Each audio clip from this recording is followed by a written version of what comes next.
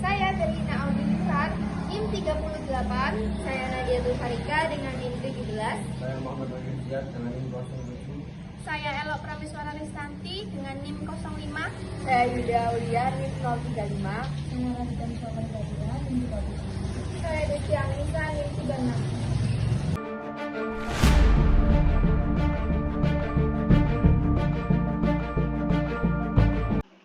Masalah kesehatan penyakit menular.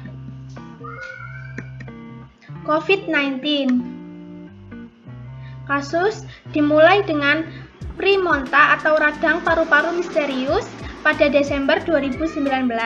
Kasus ini diduga berkaitan dengan pasar hewan buanan di Wuhan yang menjual berbagai jenis daging binatang termasuk yang tidak biasa dikonsumsi, misalnya ular, kelelawar, dan berbagai jenis tikus.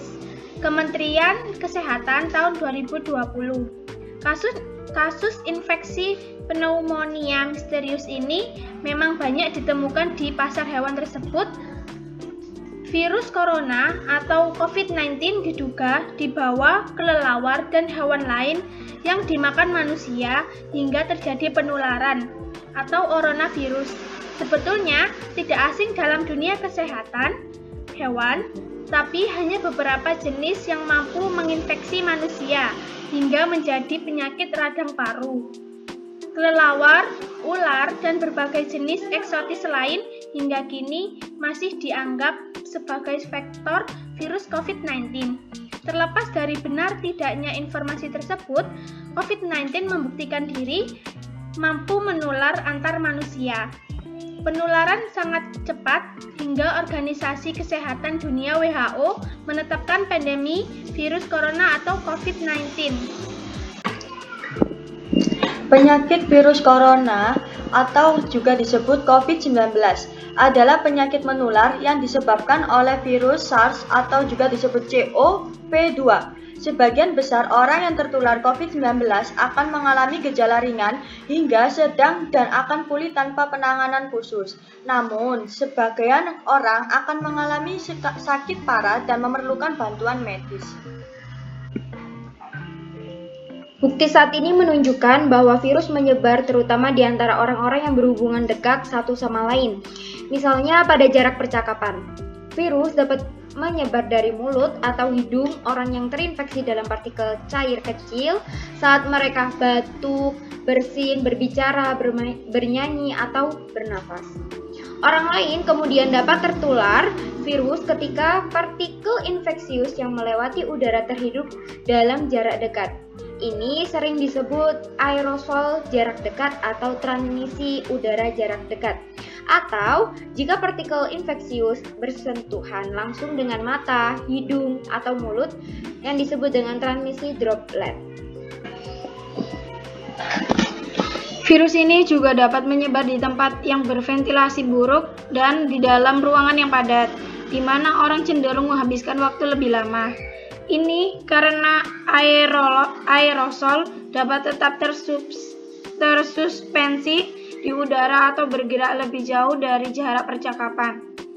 Atau bisa disebut juga ini sering disebut aerosol jarak jauh atau transmisi udara jarak jauh.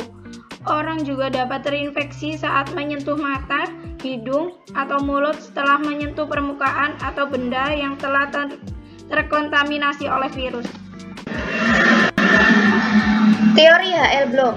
H.L. Bloom 1980, seorang ahli kesehatan masyarakat, menyatakan bahwa status kesehatan seseorang dipengaruhi oleh beberapa faktor dominan, yaitu 1. Keturunan, 2. Pelayanan kesehatan, 3. Perilaku, dan 4. Lingkungan.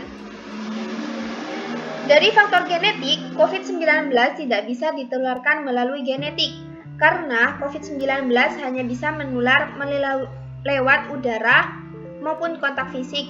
Jadi kalau kita bersin itu juga bisa menular. Pelayanan kesehatan, kurangnya nakes dan pelayanan medis dan alat medis yang kurang memadai. Karena COVID-19 ini adalah penyakit yang mendadak, jadi di Indonesia itu kurangnya nakes yang dimana pemerintah itu ketika COVID-19, ketika pandemi, tidak menyiapkan banyak tenaga kesehatan. Jadi dalam pelayanan kesehatan itu kurangnya kamar dan juga obat. Dari faktor perilaku, tidak mematuhi protokol kesehatan dan kurang menjaga kebersihan diri. Seperti tidak memakai masker, tidak menjaga jarak, sering berkerumunan dengan orang-orang banyak, itu bisa menyebabkan COVID-19 itu juga tertular. Terus juga ada faktor lingkungan. Faktor lingkungan ini bisa tinggal di daerah yang banyak terinfeksi COVID-19. Seperti di lingkungan kita, di tetangga-tetangga kita. Kalau kita berada di lingkungan tersebut, kita bisa terkena atau tertular dengan COVID-19. Teori Laugren menjelaskan tentang ada 3 faktor utama yang merupakan determinan timbulnya masalah kesehatan. Teori Laugren pada penyakit menular, contohnya seperti COVID-19, berdasarkan teori dasar dari Laugren menjelaskan bahwa perilaku kesehatan seseorang dipengaruhi oleh 3 faktor. Faktor pertama, faktor predisposisi terkait umur, pekerjaan, pendidikan, pengetahuan, dan sikap.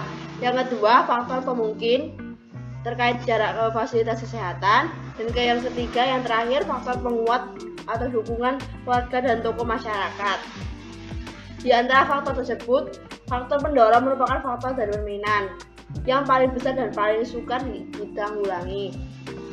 Faktor predisposisi terkait COVID-19 tentang berada di lingkungan pekerjaan saat masa pandemi, dan yang faktor pemungkin mengalami kendala seperti fasilitas kesehatan yang jauh jarak tempuhnya, dan yang terakhir faktor penguat memberikan dukungan secara verbal maupun material. Teori segitiga epidemiologi. Host, organisme yang terserang virus corona yang sejauh ini ditemukan pada hewan maupun manusia.